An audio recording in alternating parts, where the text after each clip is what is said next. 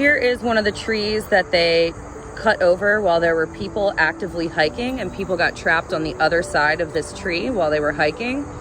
They chopped this tree down while I myself was actually hiking here the other morning at 6:30.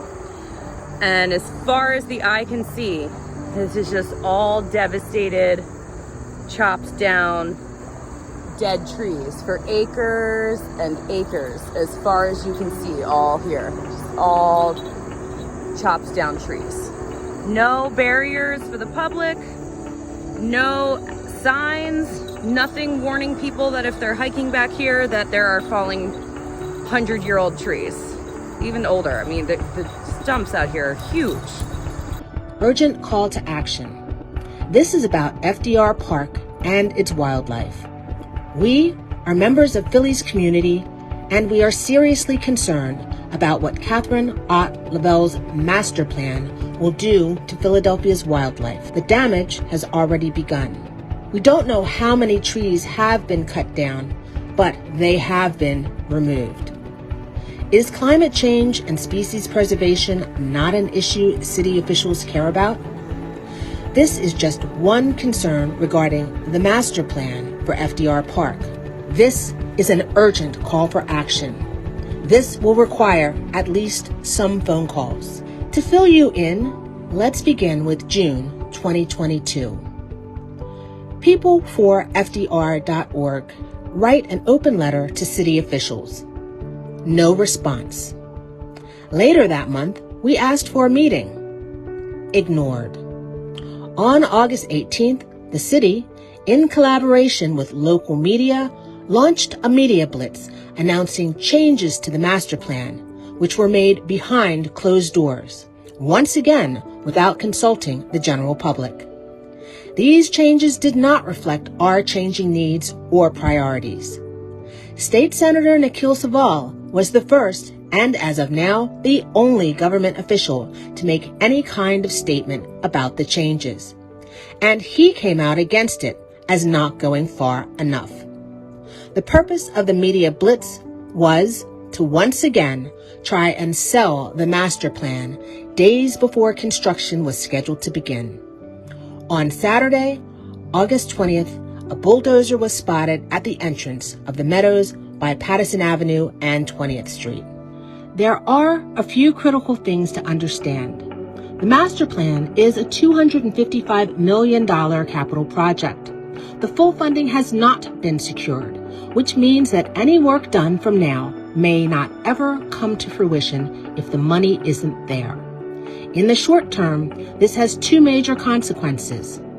First and foremost, early construction is being done on behalf of Philadelphia International Airport to offset the changes to the water table that will be caused by their expansion project.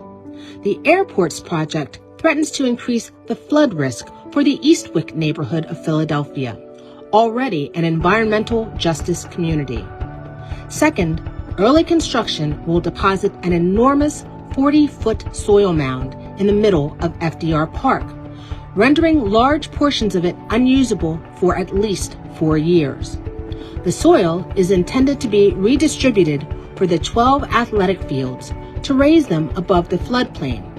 However, the funding for the athletic fields has yet to be secured.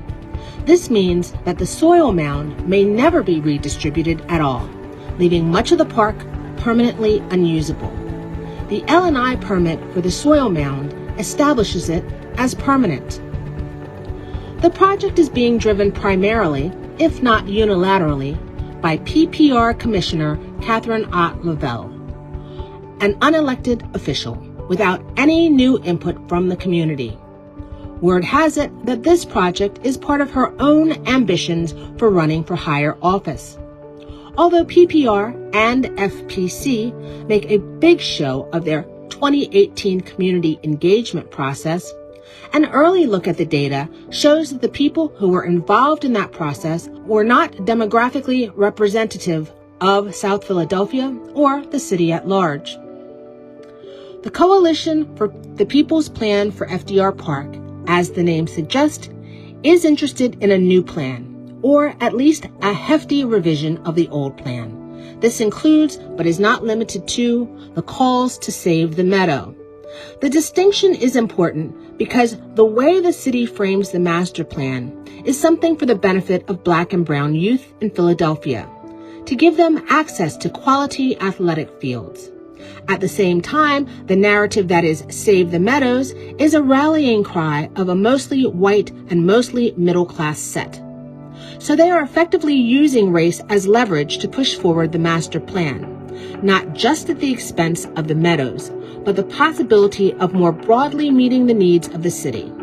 This race leveraging is being done entirely in bad faith, because another look at the survey data shows that almost no young people were actually consulted about whether or not they wanted these fields at all, let alone in FDR Park. A basic understanding amongst anyone who works with youth in Philadelphia is that most will not travel outside of their home communities due to safety concerns. A new and more authentic community engagement process would ask these young people what they want, which is likely to be facilities in their own neighborhood. Implementation of the master plan is set to begin any day now, unknown to most citizens of Philadelphia, and very much without their input. So once again, we call on city officials to stop any destruction, construction at FDR Park until the PP4 FDR Coalition and or another body representing the diverse interest of Philadelphians has had the chance to review the old data and to collect new data with respect to those interests. Do what's good in everyone's mind, in solidarity, the community.